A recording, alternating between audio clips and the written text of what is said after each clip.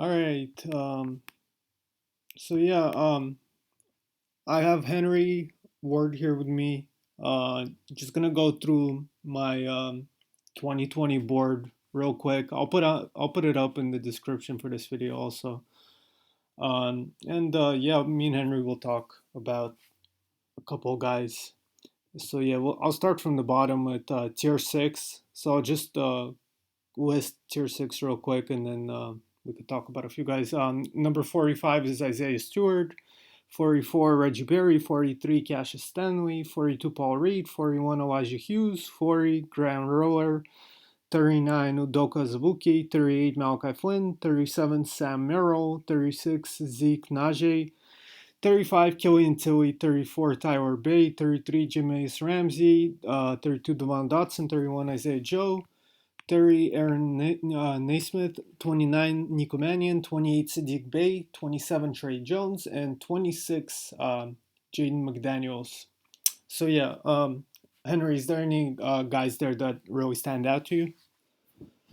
Yeah, I think you're definitely lower on both Riller and Flynn than I am. I'd be curious to hear kind of what the reasoning is behind their ranking. Like, I think the one thing that stands out is having Flynn below guys like Sam Merrill and Dotson and even Ramsey. Yeah, if you want to explain that, I can kind of go further after you explain. Yeah, Flynn, I don't really like believe in his decision making. I'm not as high on his passing as I feel like a lot of people are, and yeah, the same thing with a lot of the defensive stuff. I believe he won like defensive player of the year in the Mountain West or something like that. Yeah, I'm not a big believer in his defense. I feel like San Diego State really did a great job executing that back line there this year, and I think the coaching had a lot to do with that, and some of the other players, the role they played, like Wetzel with his ability to move his feet and switch at times. Matt Mitchell is a really smart defensive player. Jordan Shackle, a very good defensive player. So I think Flynn did a pretty good job, like creating some events there sometimes. But I'm not really buying his defense translating to the NBA. And like I said, I'm not huge on his passing. I don't think he's like a particularly like elite shot maker. He's a good one. I don't know if I really buy a lot of the stuff um, creation off the dribble where he uses a lot of like craft and kind of hesitation and stuff like that to get by guys at the college level. I'm a little bit skeptical of a lot of that stuff. I was even lower on him, but I moved him up actually significantly because I do think the Raptors are a great fit for him. So from that um, perspective, I did put him on here, but before the draft, I probably would have had him even. Well, I did have him considerably even lower than this. I probably wouldn't even really draft him for most teams. But on the Raptors, I think it is a good fit, and I think he could potentially carve out some kind of like a backup guard role. But I'm not. Yeah, I'm not really buying him so much. Got it. Yeah, the thing that I kind of had the same concern you did. Like, I remember watching him at Washington State even, and he had that same sort of game. And I think the one thing about San Diego State, I do agree that the defensive scheme there, and even the scheme in whole, is kind of made for someone like him. In terms of, I think they had a lot of complex actions, and he was pretty good at reading through layered reads and obviously making space for himself in pick and roll situations and stuff. The thing that kind of sold me, I guess, later in like the draft process, because as we know, this was like an 8-month draft process, is like it just shows up everywhere all the time. Like as I said in the kind of they started talking, like it's that same sort of stuff he was using at Washington State, which obviously is not the same situation as San Diego State. And like I do like one thing I've heard PD say in a podcast is like I'm pretty low typically on guys who are like high RCSI guys out of high school who are just like freak athletes, because a lot of times their scoring and their defense and their impact overall is just so heavily skewed towards just like their athletic advantages. And like on the flip side, guys like Flynn, I don't even know if I group Flynn there, but like guys like Mason Jones maybe is a good example, who like use that craft to pace play all the time. that's equally unsustainable sometimes. But with Flynn, it felt like the combination with the shot making.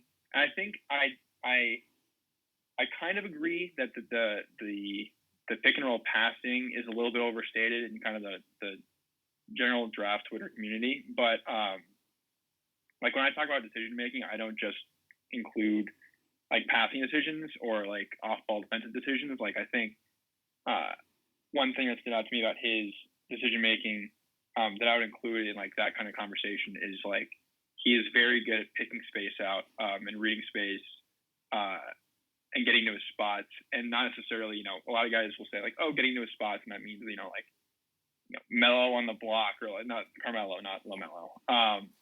Like that's like how it's used in often discourse so often. But like Flynn snaked a ton of P&Rs when guys were in drop.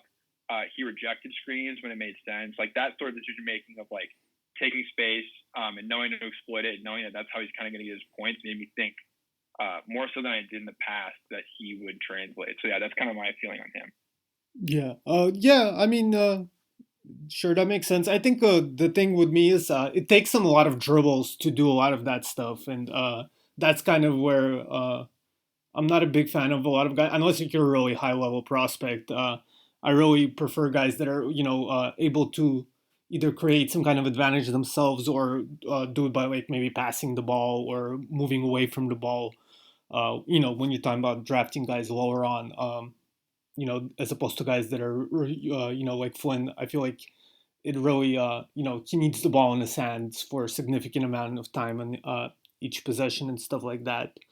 And yeah, I'll go to rower because well, you could add stuff after, but yeah, with the rower, I feel like it's kind of a similar story. I mean, obviously he's a lot more athletic than Flynn is, but yeah, same thing. Like just decision making. I think Flynn is better even than rower there, but yeah, rower again, much better athlete, but.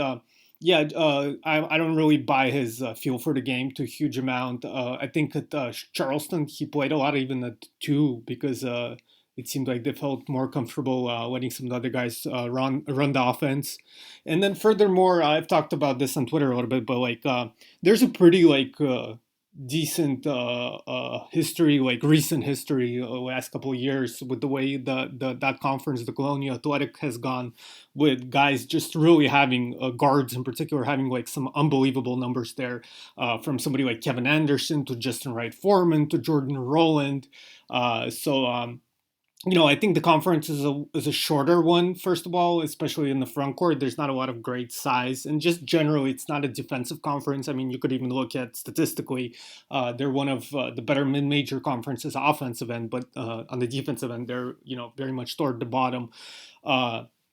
So I think he kind of gained some advantage for that, and I do realize that he actually had some success earlier in the year against some of the more talented teams against from different conferences and stuff like that. But I think this year, he turned 23 already, and he's a guy who has that big body, and he's kind of I feel like relied on that quote unquote grown man strength to kind of bully guys around. But if you look at going back to like his junior, sophomore, freshman year, his success against more talented teams was considerably lesser than it was this year.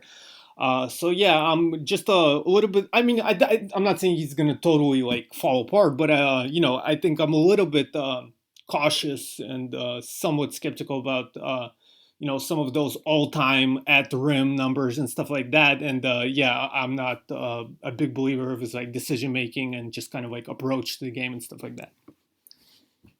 Yeah, that's fair. I did not honestly. I hadn't thought about the that thing you mentioned about how guards have so much success in that conference, and I think Justin Wright Foreman is a really interesting case study there. Obviously, I think he's a better shooter than Riller for sure, and he's also smaller. But yeah, I mean the one thing I would say, like I don't think you made any points that I strongly disagree with there, and I think maybe we'll have these conversations more as we get further into the board. But like for me. I don't make big boards. I honestly have been super busy like the month leading up to the draft. After I put out the Okoro piece, I've just been doing other work for different people. and didn't have as much time to do draft stuff. But like, I just went through kind of the thought process. Like 2 days before the draft, I just had some buddies asking me like what like a big board would look like, and so I threw something together. And like I found myself just putting, after like 16, 17, I saw myself being forced to put guys like Flynn and Riller up there in like the 20s because of just my lack of belief in some of the other guys that went either in the early second or late first. So I think maybe it's more productive to have the discussion like comparatively if we go forward. But I would say that I don't really disagree too much with what your Riller sentiment is. I just think I'm a little bit higher on all the things you talked about, except for maybe the decision making. I agree. I mean, it's a tough archetype to fill, right? Of like the 6'2", not hyper athletic, like gifted scoring guard. You kind of have to really be productive to like commandeer enough usage for you to, fulfill a meaningful draft slot. And it just doesn't make sense for a lot of teams to give that kind of usage to a player like Riller. But like, for example, I did like a Q&A with Jackson Frank for Liberty Ballers, and like I thought that Riller would be a good fit there with one of their second round picks, or even like depending on how the board shook out their first round pick, just because how good he is with the ball in his hands and how little creation a team like the Sixers had. Obviously, they made some trades and it's being alleviated, but just like that kind of situation was something I pictured Riller being valuable in. But like I agree that Riller going to a team like I don't know, the Clippers or someone who has adequate on-ball creation, there's just no space for him. And Charlotte's interesting. I think it was weird to me that he fell so far just because of like I mean I guess it wasn't weird considering recent draft history and college seniors and mid-major conferences. Kind of no matter how well they play, they're probably going to go pretty low unless they're like a 6'2" guard. But yeah, I think Charlotte's interesting. I think he will get some tick there, and we'll see a little bit of what he can do. And also, my opinion would have changed in the past like 12 hours. Like I think their signing of Hayward makes it look a little bit like they. I mean, maybe not. I don't want to read too much into it, but it looks like they're trying to win more than I thought they might be. Mm-hmm. So yeah, it'll be interesting to see. Yeah. I heard that he felt there's like some off-court concerns as well, which is another thing I guess you could say. But I don't know. I mean, I don't know him personally or anything, obviously.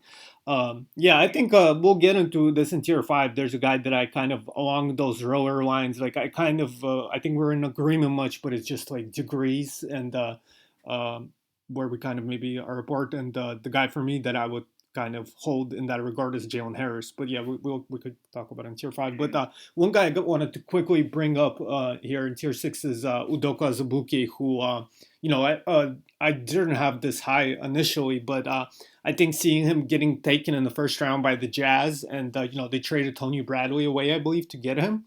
I think they kind of have sense of confidence in him, and that makes me feel like he will get opportunity and he'll get kind of chances and get resources invested into him to develop and stuff like that. So that kind of makes me a little bit more confident in him. So I moved him up into the top 45. I don't think he's going to be like a high level impact guy or anything like that. Just, I don't really buy his mobility in the modern NBA.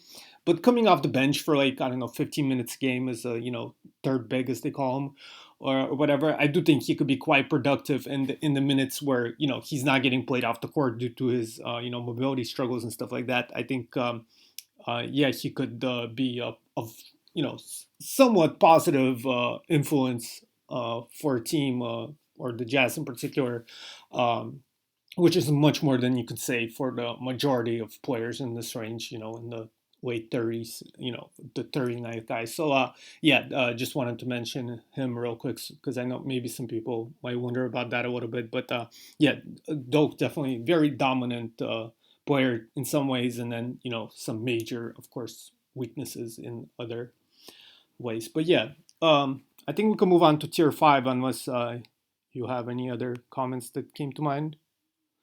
Yeah, I mean, the only thing I'd say about Udoka, I mean, anyone who's read my stuff knows that I'm very anti immobile big or non-shooting big, or both, and I think he's both. But I do agree that is interesting. Like the Jazz in an interesting spot, and the sacrifice of Tony Bradley to get him was kind of weird to me. I felt like watching what they kind of played Bradley in the bubble, and I thought he played decently well. I mean, I think Bradley has much more touch than Doak, but obviously Doak is like, you know, a freak in terms of kind of catch radius and blocking radius, and I think they kind of want to double down like the Gobert super drop big situation, which I guess I get. I'm not a fan of. That was definitely not a pick I liked, but I do get it. Yeah, it's definitely not a great pick in the late first, and there's definitely guys available on the board that they could have taken over him. But yeah, I do think he'll stick around in the league, and when he is on the court in the small minutes that he is able to stick out there, as I said, he will be productive, and he'll even, I think, to some degree, will have positive value, at least in particular situations, in the right matchups and stuff like that. But yeah, tier 5. Number 25, I got CJ Ulubi. 24, RG Hampton. 23, Jalen Harris. 22, Precious Chua. 21, Theo Maledon. 20, Xavier Tillman. Number 19, Jalen Smith. Number 18, Tyrell Terry. Number 17, Desmond Bane. So yeah, you got a couple of guys. Yeah, I mean, I think we can start by just talking about your decision. I'm curious about like the evaluative differences you have between like the Maledon and Harris versus Flynn and Riller. Obviously, we already talked about the Flynn and Riller, so we don't have to talk about them too much. But curious about that's what I was kind of alluding to when I said like how I struggled to kind of work down the board comparatively. Yeah. Like for me, those are kind of guys that I had grouped together in my mind just because of similar play styles and similar archetype, but I ultimately decided to go with Flynn and Riller higher than those two. So I'm curious to hear your pitch on that. Yeah, well, Maledon, I think, is like there's some significant just differences. Not even to say he's better per se, but he's like 3-4 years younger, and he's already somewhat successful in EuroLeague. He's been I think this year he shot in the 70s, but throughout his career he's been over an 80% free throw shooter. He's been a pretty consistent spot up shooter relative to competition in his age group and stuff like that. He could shoot off the dribble some and stuff like that. So just considering how young he is and his success at a higher level of play, if you compare him to like Rower or Flynn at the same age, I feel like he's considerably better and on a more kind of positive trajectory. And then Harris is he's about the same age as Flynn, and he's a little bit like a year younger than Roller, but I think he's bigger than both guys. And again, I think some of the shooting indicators when comparing him to Roller in particular really stand out. And I think I just kind of overall I buy some of his athletic ability, like his one leg explosion, like half court explosion ability to rise up quickly in the half court. I'm a believer in him in that sense. Whereas with Riller, I felt like he's really quick, but as far as like finishing, I feel like a lot of the times he'll depend on just kind of bullying guys at the college level. Harris definitely uses his body as well to some degree, but I'm kind of more optimistic just in some of the ways he could finish, and then some of the kind of micro details of his like shot selection and the way he attacks and the way he's able to create. I think there's some outcomes where there's like a significant upside as a scorer for Harris. I'm not saying that's super likely, but there's some degree of belief that I have in that possibly happening. Whereas with somebody like Rower or Flynn, I'm more skeptical about that. Especially Flynn, I don't really see a huge upside with Flynn. I think Flynn is more likely than Riller to be like stick around in the NBA for a while and be like a decent backup and stuff like that. But I don't really see a big upside for Flynn. Whereas with Harris, I think there's some at least somewhat realistic outcomes where he actually is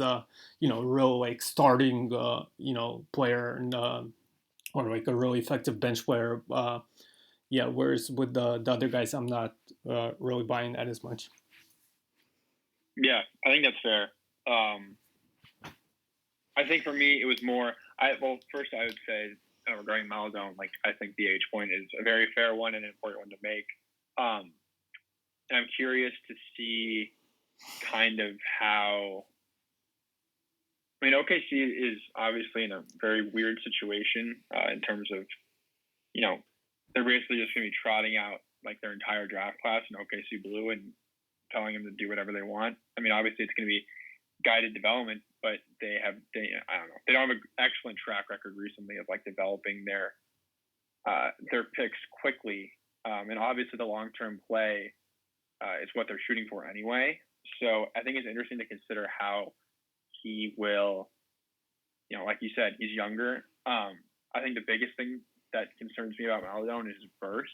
And like burst is kind of a buzzword. I don't like using it, but kind of the point you made earlier, like that same issue that Flynn kind of has is it just takes a lot of dribbles to get places. And I think this is kind of like a gross generalization, but I think it's kind of a trend I notice across Europe. So I don't know if really what drives that. Someone more educated than I would have a better opinion on that. So I think part of it might just be like stylistic and inherent in how he just kind of like learned to play, and maybe pretty easily reversible when the game is sped up a little bit and he's got to make decisions quicker. But like we talked about earlier, the Flynn cross-reference there, obviously the age is much different. I just don't know, like the style seems similar to me and Flynn just seems better at it. And I'm not, it would be really dumb of me to write off Maledon in that regard because of the age and because he's going to be basically going through the progression Flynn did, but he's also going to be doing it in a G League setting as opposed to a mid-major San Diego State setting. But yeah, it's just interesting. I agree with Harris. I think Harris in Toronto is really interesting just because, it's kind of packed there. I don't know how much run he'll get to start. I think he's more ready to contribute than – actually, I don't know if I'll say he's more ready to contribute than Flynn. I think they'll probably play Flynn a bit more. But also I think it's interesting to consider how he might fit like that, like very different play styles. But like that Norman Powell role of like that big-bodied guard who guards like a 1-2 and then, is more of a secondary off-ball guy who gets points that way. So yeah, Toronto's interesting. I like their draft a lot. I'll be curious to see how those two guys are moving forward. But yeah, just the main thing I was wondering is like, obviously Harris is kind of similar to Flynn and Riller in age and it can be picking Harris there, but I agree with the sort of things you were saying about method of scoring. And then, yeah, the Maledon thing was just like, I'm just skeptical of athletic advancements. Even though he's younger, it just seems like everything is very difficult sometimes. And I don't know how much that will change now that he's just going to be playing in the G League in basically a free-for-all. So, yeah. Yeah, well, I'll say I don't know if I agree with like that it takes Maledon a lot of dribble. I mean, I guess it does take him a lot of dribbles from the standpoint. I agree that he's not like some incredible athlete. I don't think there's a lot of he's not a very like the offensive upside is not very dynamic. He's not a guy who I expect to create a lot for himself. But I think he's what I meant by like taking a lot of dribbles with Flynn and stuff is not even necessarily the athletic angle, but just as much as, again, going back to the decision making and decision to hold on to the ball and continue to dribble and try to kind of quote unquote force something. Whereas with Maledon, even just from playing in the 24-second shot clock, I feel like the decision making is a lot quicker, even despite being much younger than Flynn. And then, of course, the size difference there is, considerable between him and Flynn. And I'm a relatively, strong believer in Maledon's ability to shoot down the line. And also, I've heard that people say that, like, I think PD tweeted that out as well, as far as like the Thunder failing to develop guys. Like, who have they like kind of lacked success with in recent years? I mean, the biggest one that stands out to me is like Terrence Ferguson and Hami Diallo. Like they've just been, those are kind of like, I think, the poster children for like the recent Thunder development questions, just because, Gotcha. similar in that they had Ferguson had that weird pass through, it was Australia, I think, and then Diallo missed some time at Kentucky, if I remember correctly, because of ineligibility stuff. So basically the small college sample size or small post high school sample size, betting on those freaky athletic tools and that they'll be able to craft, more tactile skills with them, and it just hasn't happened. Obviously Maledon is not that archetype at all. And I think, maybe the criticisms have gone too far because Terrence Ferguson was never going to really become a ball handler or shooter of any kind, in my opinion. Diallo, maybe, and again, these guys are young, who knows what'll happen, but it just has not panned out, I think, as quickly or as effectively as maybe the hope was when just kind of drafting freak athlete young prospects. Yeah. And obviously Maledon isn't that, but in terms of freak athlete stuff, but just kind of raises questions to me overall of what their plan is. And I think it is kind of hard. I don't have any sort of data or anything to back it up more than just a feeling, and I could be completely wrong, but it just feels to me that, in my experience in basketball, talking to guys, it just seems young guys like Maledon who are going to be, probably tasked with, I'm curious, do you think he's going to a primary ball handler in the future? I think he could. Well, I don't think he's going to be the number one option for a successful team, especially. No, but on-ball guard. But I think he could potentially play quote unquote point guard, if there's a more talented primary initiator type, I don't know, Harden or Giannis or something there. Yeah. So yeah, I agree with that. I would the thing I was going to say is that just there is, maybe someone like PD would disagree with this. I'm not really sure, but I think it's a more difficult development setting to have. It's one thing to be in the LaMelo Ball, Lonzo Ball developing culture of since you're 13, just make as many decisions as you want and there's no repercussions. It's a little different when you're already, 18, 19, going to the G League with congruent development problems happening alongside you. They're obviously going to want to create a perfect development system for him and Poku and whoever else they, get down the line with all these picks. And I think it's hard to fit in an on-ball guard with no guidance. It's a weird dichotomy of having no guidance, but also needing to fulfill goals of others in terms of development. So it's just weird. I think I think he has a shot. I'm not that far off. I think when I did my, cursory board, I had him 24. So I'm not, far behind you. I was just curious about the placement in front of those guys, but I do think that the youth argument is a strong one. So I have no problems with that. Yeah, I think where maybe for me is Ferguson and Diallo, I honestly did not think were good at all to begin with, or even Darius Bazley last year. So I mean, those weren't good picks. I'm not gonna defend Presti. I don't know why the fuck he did that, but so them not developing isn't really surprising to me. But then going back to guys like Steven Adams, or even going all the way back to Russell Westbrook, some of these guys that were kind of raw coming out, but in my opinion had talent actually. Those guys developed quite well, so I kind of think the Thunder are capable actually, or even a Jeremiah Grant, who I'm not saying he's amazing now. There's definitely problems with him, but and obviously he's been on other teams since then and stuff like that. But there's been a few guys that I feel have developed well under the Thunder. I just think Ferguson and Diallo in particular were just really bad to begin with. So I'm not a believer of them developing anywhere. So for me, I kind of I'm willing to kind of write that off. I'm not so worried about them, not working out because I didn't expect them to in the beginning. So, but yeah, I understand that, especially in Ferguson's case, he was a top 20 pick, so considering he has shown almost no improvement in his first couple years, he's kind of still strictly a spot up shooter.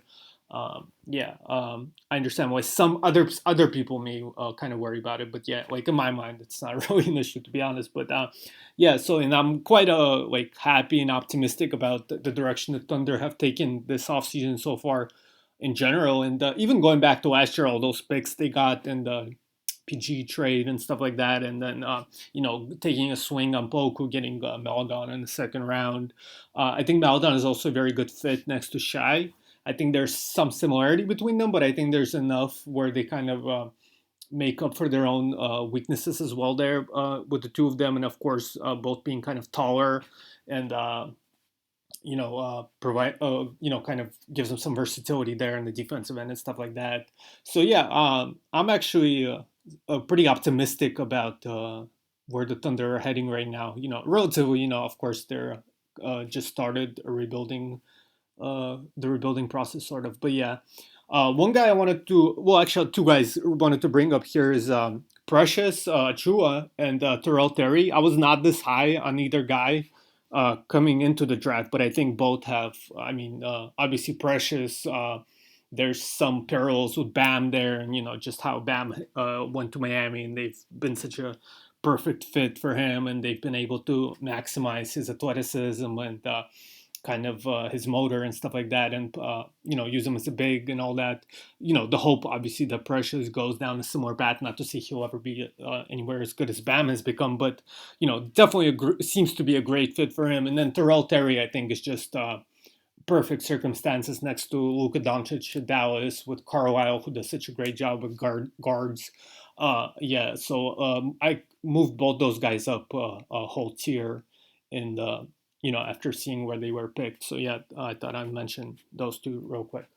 But yeah, yeah, just perfect fits. I'm so happy they both ended up where they did. I think like the biggest thing, just quickly, is like I think finally we're able to squash the worry that Precious is going to try and be made into a wing, which is just it's a huge relief. So thank God. Yeah. Well, we'll see. You never know, but hopefully that doesn't happen. But yeah, let's go to tier 4. We could go through each guy, but like in the tier 4, we'll try to make it somewhat quicker with them because it's already 9:11. 16, Patrick Williams to the Bulls. So yeah, what'd you think of him getting taken at number 4? Are you a Patrick Williams fan? I am a Patrick Williams fan. I think the fit is weird in Chicago because I thought maybe optimistically that AK's plan was a bit more. I just don't think Patrick Williams is best utilized at a 3. I think he is. I love him I think I had him 8 on my board, kind of like jockeying with Maxi and Okongwu for like those 6-7 spots, just because he's perfect in my estimation for like that small ball 5. Like I say small ball 5. If anyone's read my work, they know that I think that like the quote unquote small ball 5s that the Patrick Williams mold is eventually just going to become like the 5s that we recognize as like bigs, quote unquote. So in that sense, I'm a huge fan. I think the passing is there. All these videos, I mean, I don't obviously love to put stock in like highlight videos, but like the videos that you see of like him in the Dolan Templess runs is kind of crazy. Like the ball handling there. The Starry looks more confident. I feel like it just sucks to me that he's probably going to be forced into playing a 3, probably getting exposed a little bit too much on defense. I just don't know how great of a fit is there. I thought the value play at 4 wasn't outrageous, but I do not like that it was the Bulls that took him. Got you. Yeah. I kind of I'm lower on Williams just because to me he's kind of like bland. I think he's a jack of all trades, kind of master of none type of guy, and also I'm a big fan of speed, like guys that are really fast and could really cover distance quickly. I think mobility in general is really important in today's league. Williams is pretty slow, and that's always kind of bothered me with him. And watching him get crossed over by Matthew Hurd multiple times and being unable to stay in front of him in face-up situations and stuff like that. And just I saw that video, like part of it on Twitter, where he had like dribbled through his legs and I think threw a left-hand pass up the dribble. He's been kind of doing that stuff, I feel like, even going back to high school, let alone Florida State. So I don't know, but maybe there's more to it, and I didn't watch the whole video or something. But yeah, I think he definitely has been doing that. I think it was just the I don't know. I think it may have been. I'm like can be a sucker for those videos sometimes. I think it's partially intentionally those videos glorify just by kind of the angles they use and how close they are to the court. It pops more than it does on like the standard broadcast angle. So I could be making something out of nothing. It just kind of felt good to see that and see that he is, still working. I don't know. It felt like watching that there was some element of like, obviously it's a pickup run. It's nothing of consequence, but it was just like, okay, yeah, this is the Patrick Williams I thought that I was getting, and it seems like I'm getting it. But yeah, that's kind of all it was. Yeah. Well, either way, I think Williams will be a solid player. I kind of see him as in the mold of like the Cam Reddish, DeAndre Hunter type, like vaguely, not saying he's a perfect comparison for those guys by any stretch, but just in that sense where he's like a solid young wing, but I don't think there's much like huge upside or like real serious value there, especially in the top 5. So yeah, I'm fine with Williams, but I'm not like head over heels for him by any means. The number 15, Kyra Lewis, went to the Pelicans. I think Pelicans have been doing a great job in this rebuild under Griff. I'm a little bit worried about because they have, they just brought in Eric Bledsoe and they still have Lonzo. They still have, what's his name? The Brazilian guy overseas. Some other, I think Josh Hart still might be under contract. So they have a lot of guards. I mean, maybe not all of them are like pure point guards. Like Lewis will probably have to be in the NBA. But I still believe in some of Lewis's upside. And I think, in the late lottery to get somebody who, has at least a shot at becoming like a legitimate starting point guard, I think is a pretty decent pick. And I'm pretty like neutral on Lewis. I don't have like a super strong opinion outside of what others I think feel like. Yeah, I mean, I think I like the first thing I saw when the Pelicans took him was like my first reaction was like that fit with Zion is kind of awesome. That's just like a transition nightmare, and I think it's pretty dangerous in the pick and roll too because it's just two guys who are super dynamic. But yeah, that backcourt is packed. Like they have Alexander Walker, all the guys you named. It might be kind of brutal in the finding minutes immediately. It's weird that they took him just because of that reason, but I guess it's more of a long-term play, which I kind of like. I kind of like that they might take a longer-term play with Lewis. But yeah, it's kind of a catch-22 there, I guess. Yeah, what worries me, I was going to say this with Williams, I forgot also, but with both Williams and Lewis to some degree, like with the long-term plays, what happens a lot of the times is these guys won't get a lot of opportunity early on and they'll kind of fall by the wayside and, they'll start getting this reputation that, oh, why aren't they playing? They must not be that good. When, at the draft time, everybody said they're not going to play first, that they're going to bring them along slowly. And then, they kind of lose opportunities and chances going forward, and then new younger guys come in and start to get opportunities over them, and it kind of becomes like a avalanche of things. So yeah, that kind of worries me a little bit with like Lewis or in Williams' case, because you were saying about him playing small ball 5, and I do believe that in the future he could potentially play small ball 5 as the league goes smaller, and that would kind of make me value a guy like him more than I currently do. But I just worry with Williams in particular not being a super impactful player early on with the Bulls. By the time this actually happens, where he would have an opportunity to be small ball 5, he will already be, his reputation will be hurt by then by his lack of success, playing out in the wing. Yeah, those are very fair points. Yeah, but number 14, Josh Green. I'm a big fan of Josh Green, and I love the Mavericks draft and everything. But I actually moved him down after he went to Dallas because kind of similar reasons where I just worry about whether he'll get playing time. I mean, they obviously just brought Josh Richardson in. I expect Tim Hardaway to play over Green, especially as a rookie for sure, almost. And then just some of the play styles that like I'm a big believer in Green personally, and I think he is a good decision maker. But I think some of the stuff that he does kind of struggle with as far as decision making, like passing up jump shots. 1 second, sorry, my daughter just came. No problem. Иди к бабушке.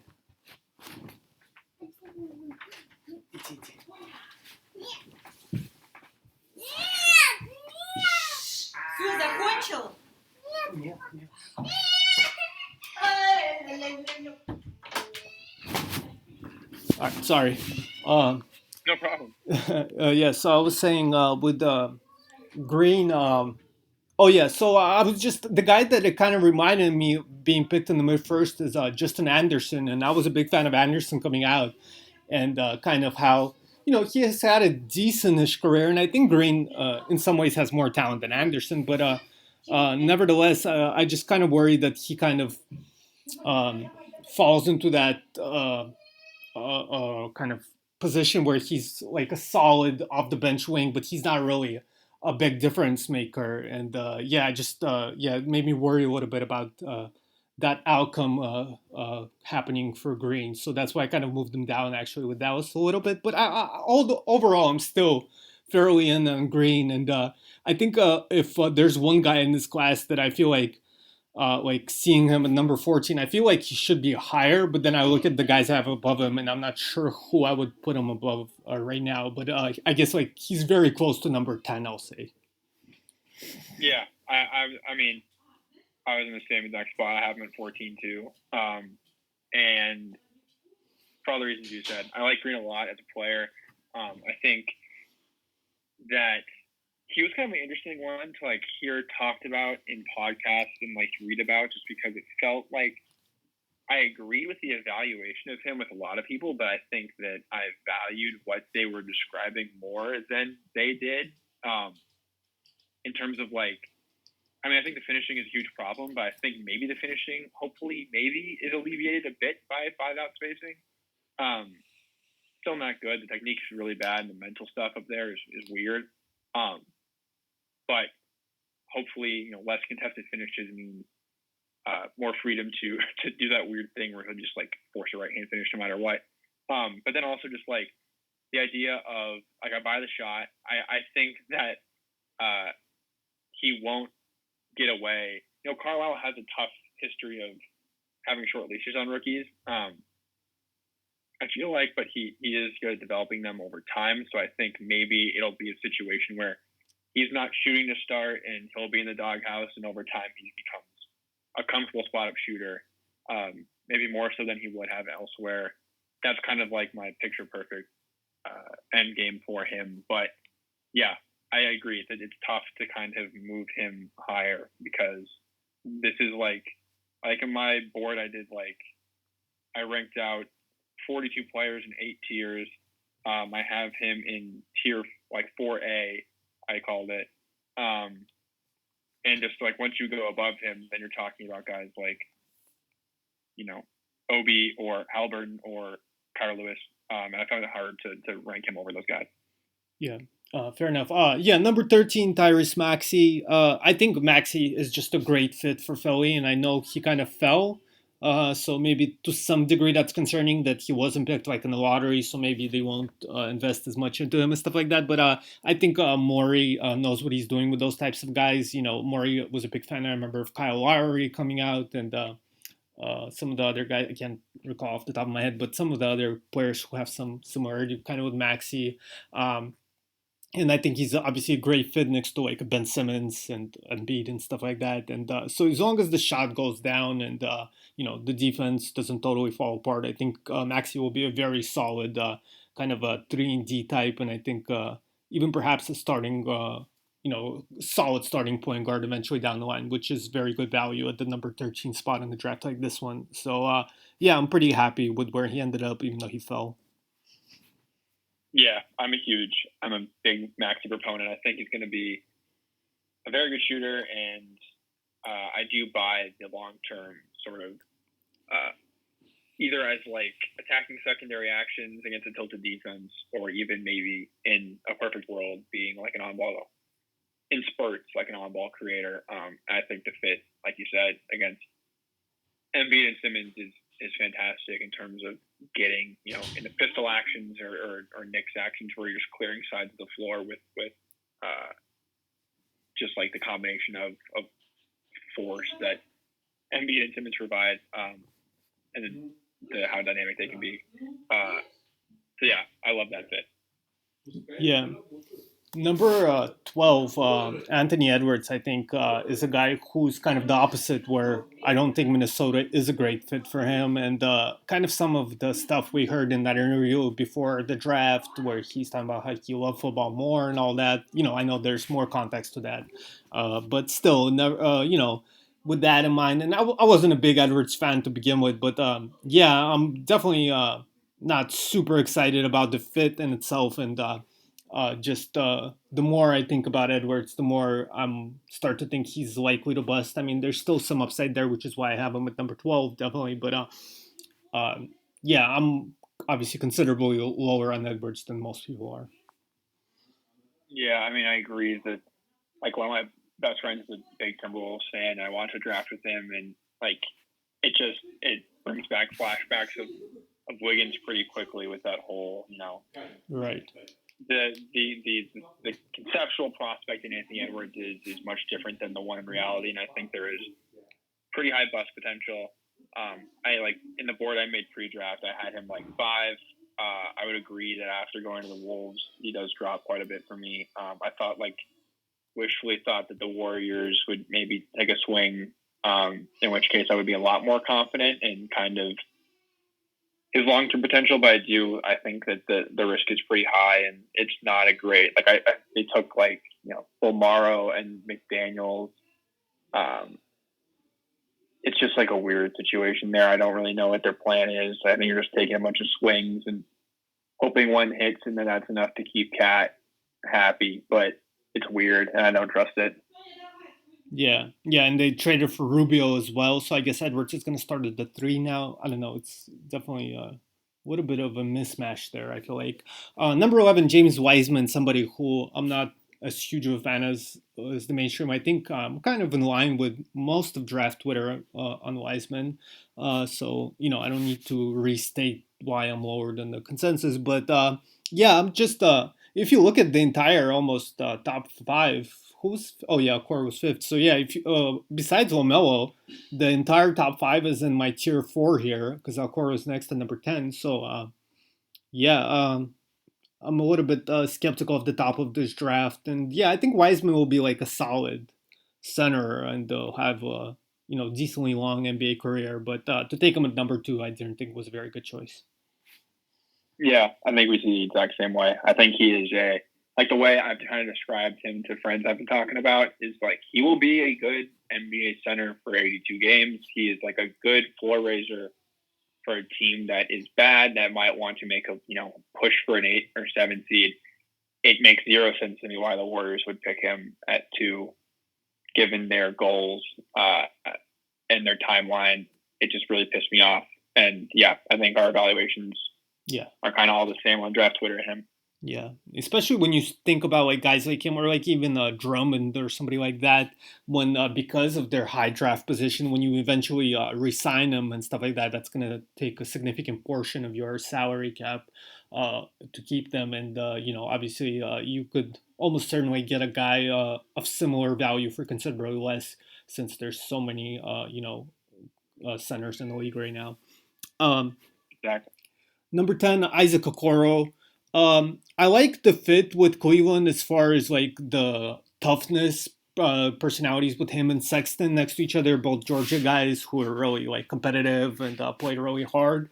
But it's definitely a very young team. Kevin Porter Jr. has been having some off-court issues. One kind of the bright spots for them last year on the court, but you know, obviously having these problems. Hope everything works out for him. But yeah, and now to bring Okoro, who I'm a fan of. Obviously, I've been a big Okoro proponent going back to his days in AAU. But there's definitely problems there as far as shooting skill and touch and stuff like that, ability to space the floor, how he'll fit in the modern league.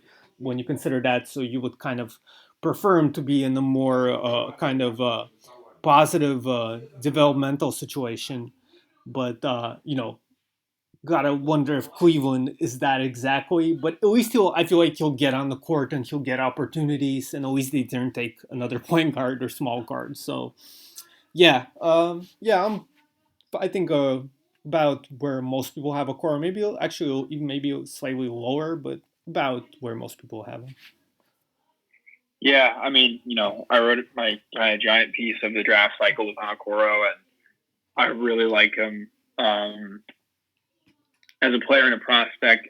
It's really concerning to me. Like, I agree that the immediate fit makes sense in Cleveland. I just really want him to go to a proven shooting coach, which Cleveland doesn't have. Kind of the upside bet on Okoro is obviously that the shot becomes average.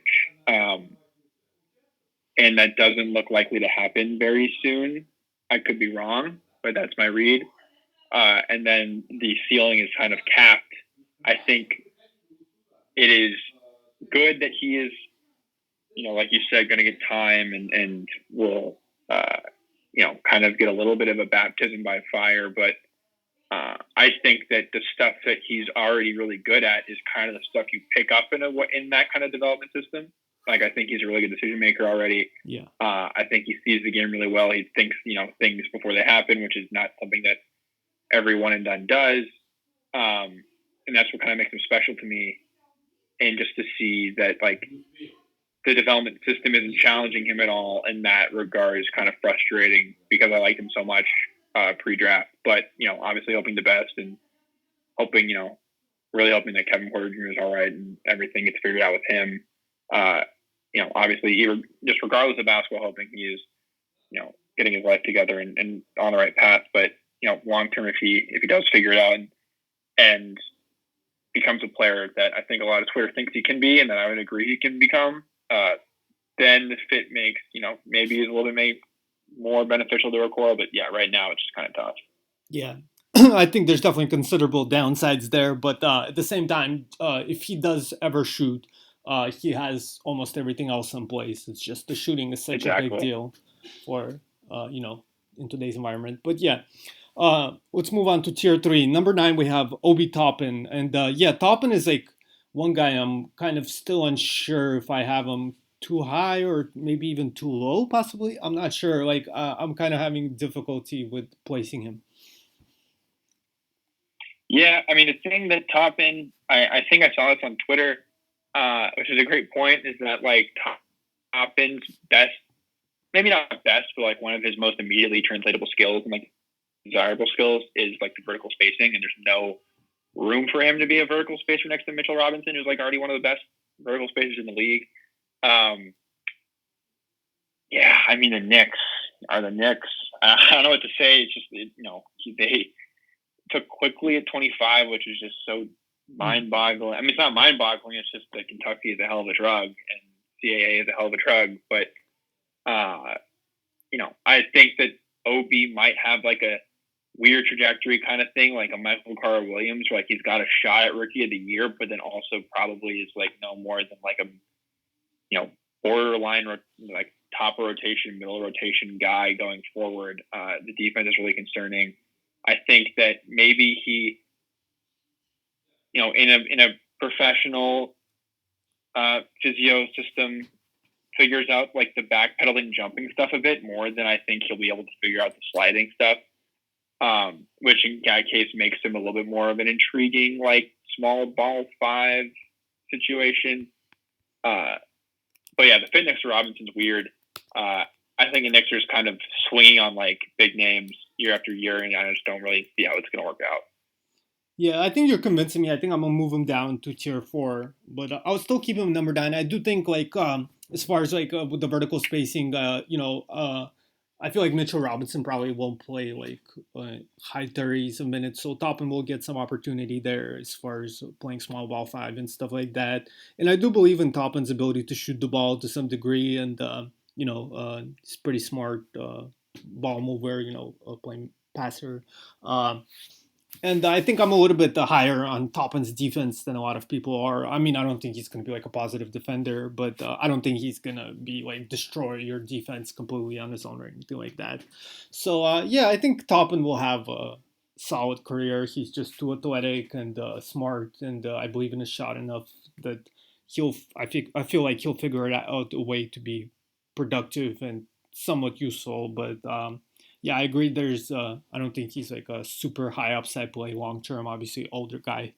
But yeah, let's move on to number 8, which is Cole Anthony, who I think is I had lower definitely before the draft, but I think he's such a great fit with this Magic group of guys, whether next to Fultz, or they definitely need shooting and scoring, and I definitely think there's again considerable downsides to Cole, and the Magic are by no means a finished product or some like super great developmental situation in more broad terms, but I feel like in this class, there's not a huge amount of talent. I had Cole number 1 going into this season, and he had this really tough season with Tar Heels. I'm almost certain, struggled with an injury throughout most of that year.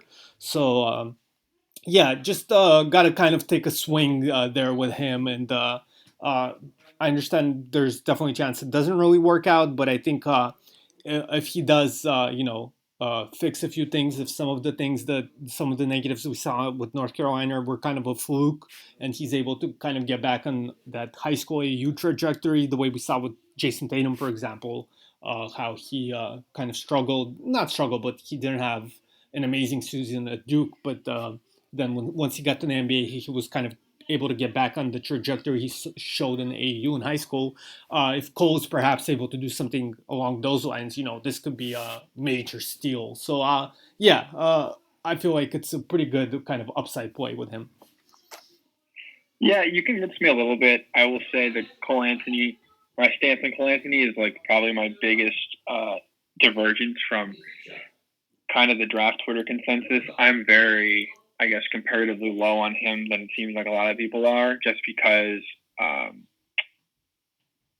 maybe this is like kind of how the downside to having a little bit more information, but like I work USA basketball camps as like basically a manager, and just I've been around him a couple times, and just like the blending of seeing how he is as a person versus and also I don't want to like, it's not like I like know him that well. I haven't like interviewed him or anything, but just like seeing him around the camp and seeing how he acts, and matching it kind of to the way he plays on the court kind of makes sense to me in terms of like, I think that Cole Anthony's never been told or never absorbed any kind of like real guardrails as a player in terms of decision making. Like I think that like the one kind of thing that not bugged me, but just like I disagree with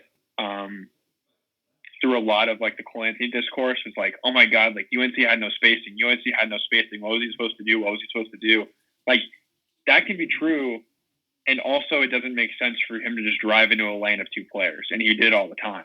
I think that there is just like a distinct lack of feel there that is maybe not, that's, I guess maybe people don't agree with. You have sold me a little bit. I do think the shooting upside is there. Like I am also a believer that he will be, I think I probably am in the middle of the people who think that he was the shooter he was at UNC and people who think he was the shooter he was in UIBL. I think he's probably, not as amazing a shooter as he was in UIBL, but not as bad as he was at UNC.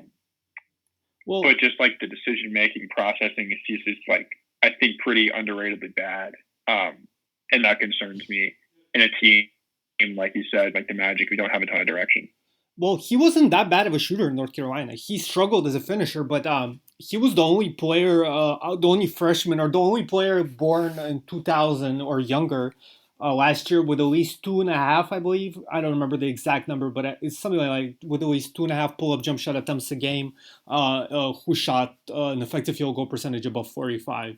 So, he was pretty much in his age group the best pull-up shooter in the country. I was saying that more because people saw like a natural regression. At least it seemed like I was more trying to read the room there. I agree that he like was not a bad shooter at UNC at all, but I think that a lot of people saw what happened at UNC and were like, well, that's not the real Cole Anthony. The real Cole Anthony was the one that like broke all these UIBL records. I think that he is a good shooter. I don't know if he's like an elite shooter, but I think he's a good shooter. And I think that it's kind of his shooting ability is a little capped by his decision making and his feel. I think that for me, I maybe this is like my first real year, like going into and creating like hard takes on a bunch of players after watching a ton of film and having a chance to like look back in the future will be nice. But it feels like I know personally, I think I value shot selection a little bit more than people do in projecting future shooting. And I think his shot selection can be pretty bad sometimes. And that kind of caps it for me. But I agree. He's obviously like a very talented shot maker. I think the feel and decisions are like really eye-opening bad, and they have been for a while sometimes.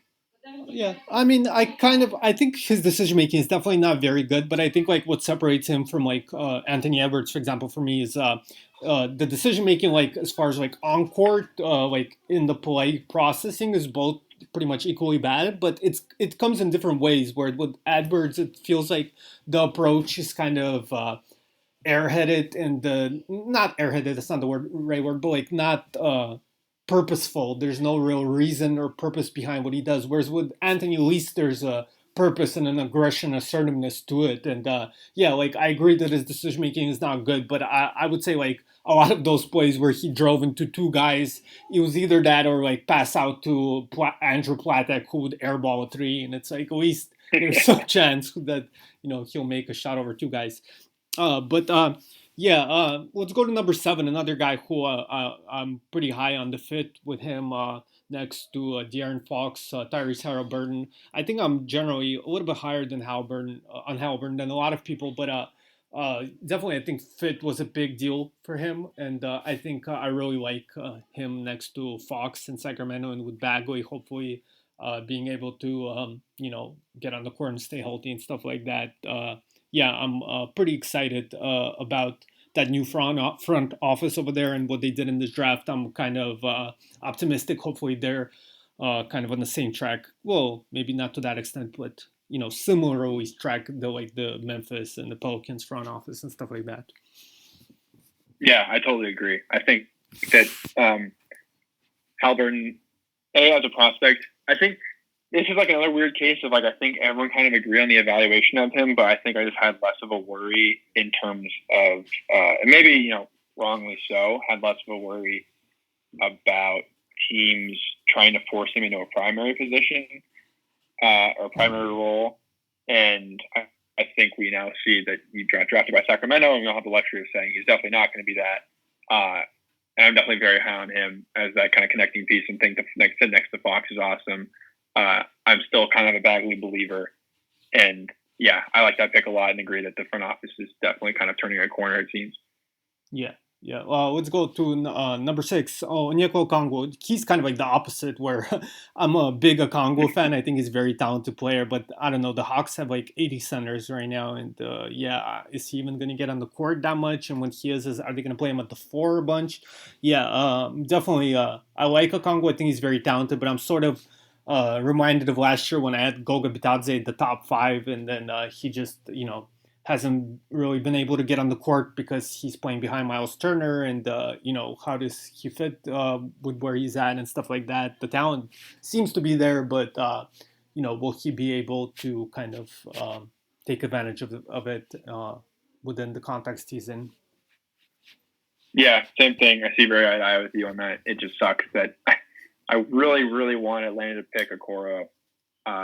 Or even like Vassell. It just sucks that they picked Okongwu. I love Okongwu. I think he's like in the right situation, worthy of like I thought the Warriors should have taken him at 2. Yeah. But it just sucks they went to Atlanta. Yeah, I'm totally in agreement with you. And then Devin Vassell, who I think is probably like the best fit out of like anybody, and at least in the lottery. I think the Spurs are just like perfect for him, I feel like. And I know they already have several shooting guards, like they picked Lonnie Walker and Keldon Johnson in recent drafts, but I feel like him and Keldon could make it work, and I think Lonnie is probably more of a bench guy, to be honest. I just feel like this is like certain to work out, at least to some degree, and he'll be a very good like positive off-ball 3-and-D type of guy. Yeah, totally agree. I mean, if I were to like build a team, I'd kind of not like as extreme as the Spurs have, but like similar to how they have, just kind of load up on like those long guard wing types, and kind of try and throw. I don't know how they're going to try and deploy them all, but kind of just trying to throw them all out there in different combinations, from like the 1 to even like the 4 spot. Yeah. And I think Vassell fits it perfectly. I'm really happy he went there. Yeah. So yeah, I think we can move on to tier. I kind of called it 2.5 because I felt like they weren't quite at the same level as the guys as the one guy I have in tier 2, but I think they're the two guys that I think have uh, some more legitimate like upside, especially the guy number 4, Aleksej Pokusevski, of course. I was a little bit lower on him, and I am, there's some skeptics of Pokusevski out there, and I think I kind of understand why some people, don't love him. There's like some serious problems there, as far as his build and his ability to play inside, and play through contact and stuff like that. So there's definitely some serious downsides there. I could definitely see kind of a Dragon Bender-esque kind of path. Not to say that, they're exactly the same. There's definitely considerable differences between the two, but I could see those kind of that type of downside where he's just unable to what's the word, like compete, I guess, with the physicality of the NBA, and if he has the toughness to really, not even the toughness, but like more like the strength, just physical power to succeed in the NBA level where there's so many, athletic and highly physical and really aggressive players.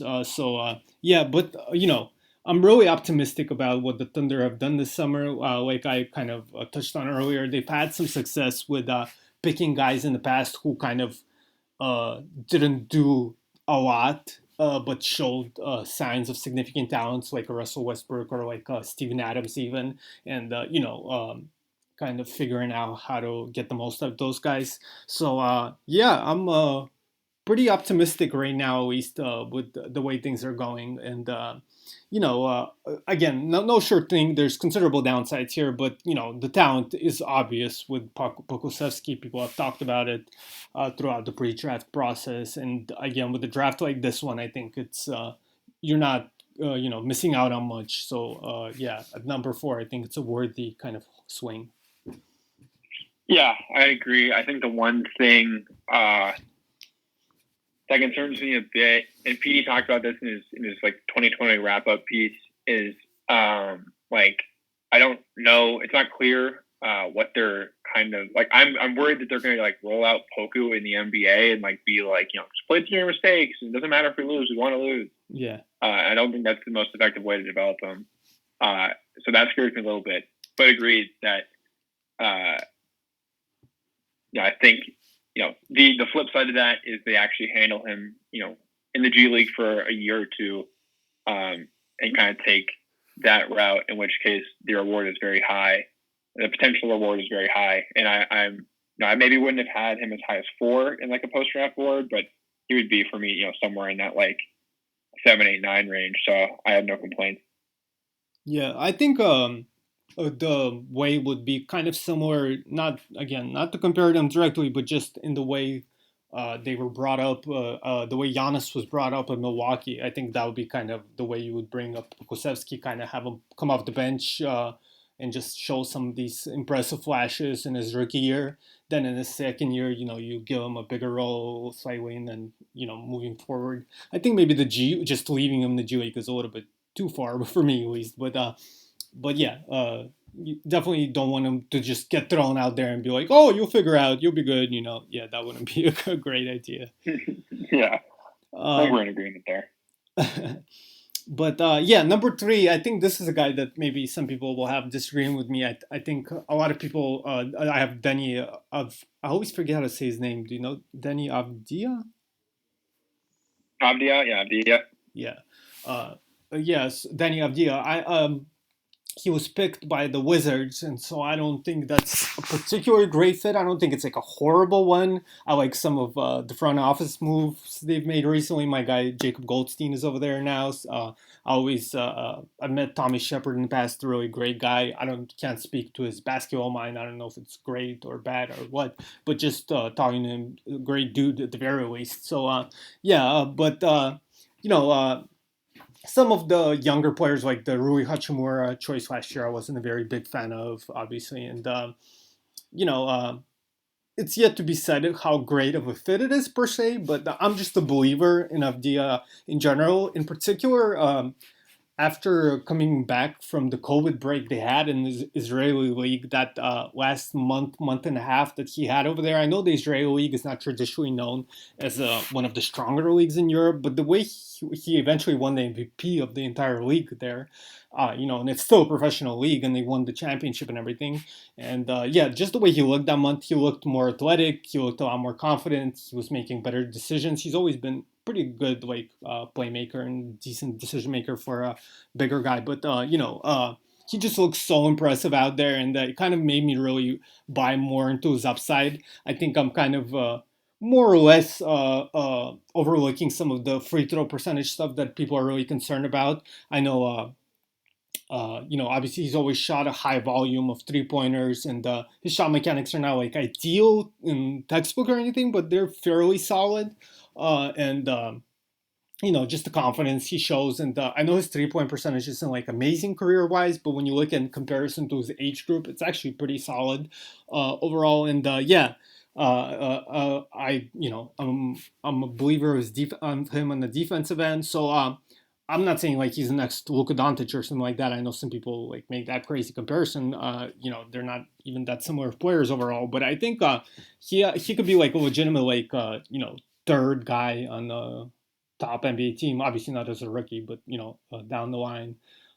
Which I think in a draft like this one, a good shot at somebody like that, I think is a top 3 pick. Yeah, I think I go back and forth on Deni all the time. I think I do buy the shooting. I think that the mechanics that we've seen in the draft process, pre-draft process, have looked really good. I think the biggest issue we had to kind of knock out is the feet problem, the weird splits in the kicks. Right. I think those are going away. I know he spent a lot of time with P3 in Atlanta. I think that might be some further athletic developments we've seen. The two things that concern me a bit are I should say the two things that can concern me more now that did not 2 months ago is I think the Wizards thing is a little weird because they're going to be I guess I would have been a little bit more skeptical before Bertans resigned, but like there's a pretty likely chance, I think, that you see a lot of lineups that are like Deni, Rui, Beal, Wall, and Bertans, and that's just a lot of non-shooting on the court. And like I said, I buy Deni's shot long term, but I think it's still going to take some time to iron out those little wrinkles that need work on. Consistency is obviously very important, and I don't know if he's there yet. Those issues kind of worry me, but then again, I think he's a pretty good cutter and decision maker off the ball, and I think he'll be able to find himself points there and be productive in that way pretty immediately. The other thing that kind of concerns me is, and I kind of looked back on, is I think I may have been overrating the talent level. I don't know what really the evaluative difference I'm making is, but just one thing I've looked back on is it seems like we talked to this is kind of different than what we were talking about before, but we talked an hour ago about like the problem of having to take a ton of dribbles. Like Deni, and this is not a Deni specific problem. Like one guy, maybe it's right, maybe it's wrong for me to make this comparison. Just in this very specific, I'm obviously not comparing to Mario Hezonja, but in this like very specific way, he reminds me of Mario Hezonja in that they like get downhill in like these straight lines, and they just kind of don't keep their head up and just pound the ball on the ground. They don't throw the ball out in front of themselves, and they like kind of just plow through lanes and take space that I don't know will be there when NBA guys are just willing to like hip check them or step in front of them. And like it's a very minor thing I recognize I'm talking about, but just like that's one thing I picked up recently that I thought I'd talk about. Just like it is kind of weird how a lot of Deni's dribbles are kind of upright and he doesn't cover a ton of ground. Like he's super fast in a straight line, but it just takes like if you watch, Giannis dribble from end to end and Deni dribble from end to end. Obviously, there's a size and athletic difference, but just in terms of like the ratio between dribbles taken and stride length, it just feels like Deni's pounding the ball a lot, which is something that Mario does a lot. That it's kind of an issue for him now in terms of like driving and taking space, and he gets knocked off his line a lot. And I'm wondering if that's a thing with Deni. This is not like a fully fleshed out opinion, but it's something I've been thinking about. Yeah, he's not very rangy, I think is what you're trying to say, right? Yeah. I don't think he's gonna like be creating like separation off the dribble consistently in face-up situations and stuff like that, especially against like quicker players. I definitely agree to that with that to some degree, and that kind of puts even more pressure on him, becoming a really good shooter. So yeah, that's definitely fair enough. But I think another thing you brought up is about the pre-draft process and just Avdija's kind of off the court approach, and you could tell he really wants to get better, and he's a really competitive guy, and I believe in him. Unlike Anthony Edwards or somebody like that, I think he really loves the game and wants to get better, and will continue to work hard day in and day out, and figure out ways to improve. So yeah, that's kind of another thing that kind of makes me buy in. But yeah, I do agree that there's some concerns there as far as ability to kind of create advantages one-on-one and stuff like that.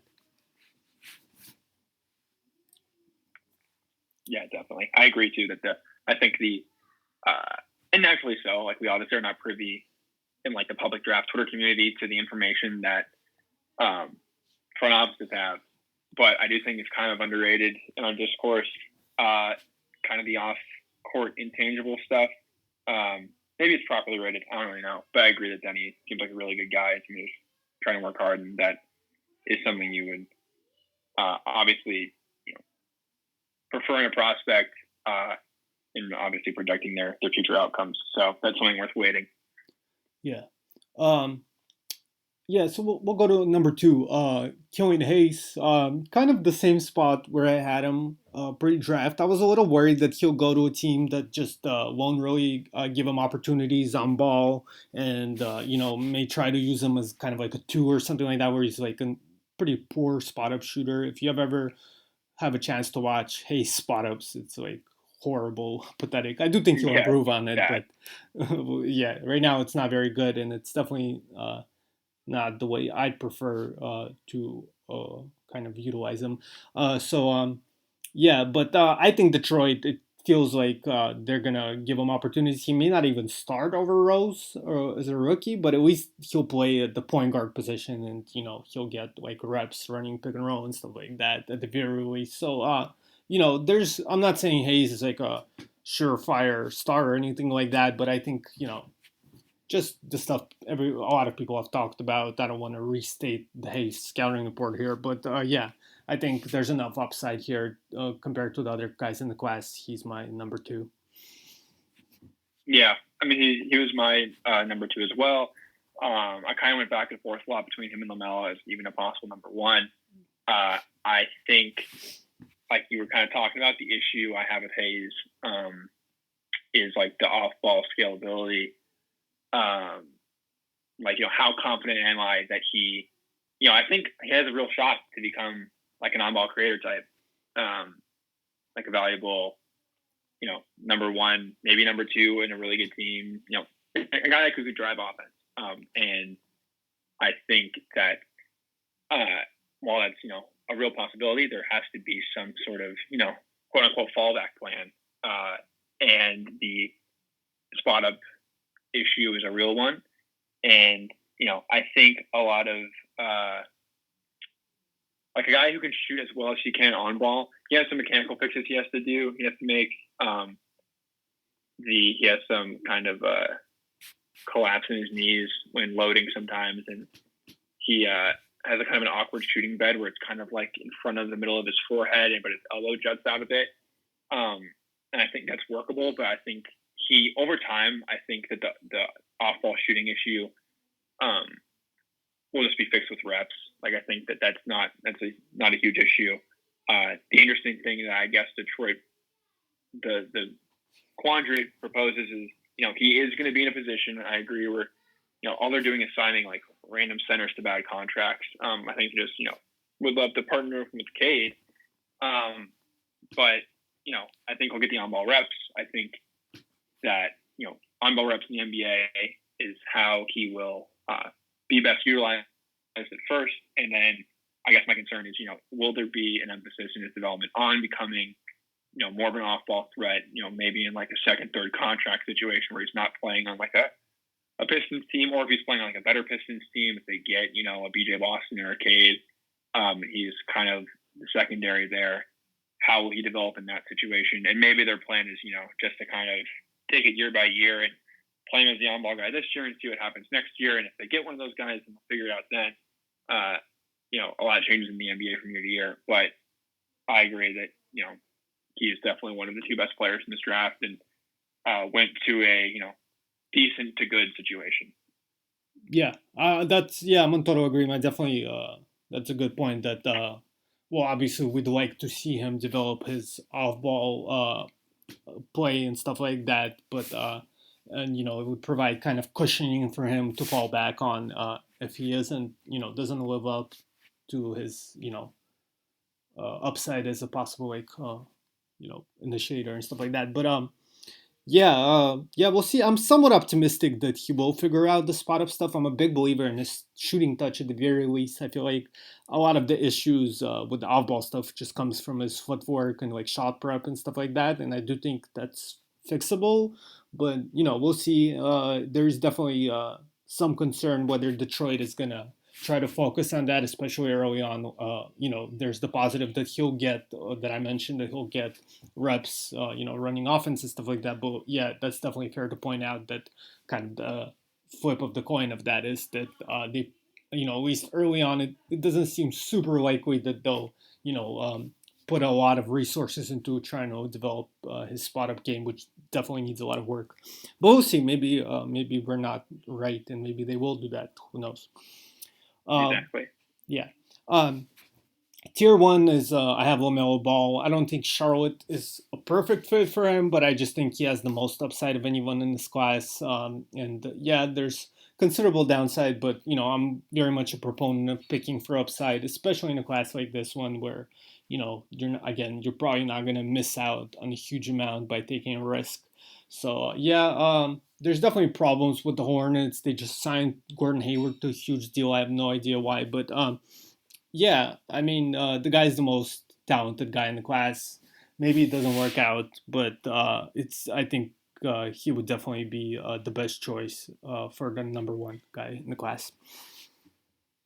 Yeah, I agree. I think that I settled on eventually making him my number one. I love Killian, but I think that the LaMelo package is too much to pass up in terms of everything. I don't even like you said, I don't need to repeat the LaMelo scouting report. But I do think just talking about where he landed specifically, I think it is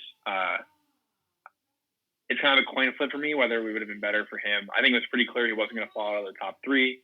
And between Minnesota, Golden State, and Charlotte, I'd probably have Charlotte maybe even as a more preferable destination than Golden State, which might be a little bit of a hot take. Definitely both higher than Minnesota, obviously. Mm-hmm. But I think it will be, I like Borrego as a coach a lot. I think he's really smart. I think he's really good X's and O's guys. I think he is, I like the fit next to PJ Washington. I think that Borrego will kind of do a good job of sort of, maybe this is overly optimistic, but scaling LaMelo up as he comes rather than just kind of saying, fuck it, LaMelo, go LaMelo. So I like the fit. I think, I agree that the Hayward signing was a bit interesting, but, I think cap space for a team like Charlotte doesn't matter too much in terms of like, what are you going to bring in? Obviously I don't think Hayward's worth a max, but I think at a certain point it becomes about, what's our reality as a team and, what can we do in the future? And does it really matter that we've given Gordon Hayward a max? Probably not. It could be wrong. It could be like missing some sort of extension window that I'm not thinking of. But I like Hayward as a piece next to LaMelo in terms of like being a skilled offensive wing that will take attention from him and give LaMelo someone to kind of riff off of. I think Devontae Graham is interesting for next to him. Of the three, I think Charlotte might be my top choice, and I'm like you said, pretty big LaMelo fan and think it'll all work out. Yeah, I think I'm a little bit more skeptical on Hayward than you are, and I don't think that contract is going to look very good. But I do definitely agree that even more so than Charlotte is a good fit for LaMelo, I think LaMelo is going to be very helpful to guys like PJ or like even a Malik Monk or Miles Bridges, if they still have any belief in Miles. I think it's kind of a toss-up with Golden State because, there's downsides to Golden State. I think the talent Golden State has would probably be helpful to LaMelo, especially like covering up for some of the defensive stuff early on and stuff like that. But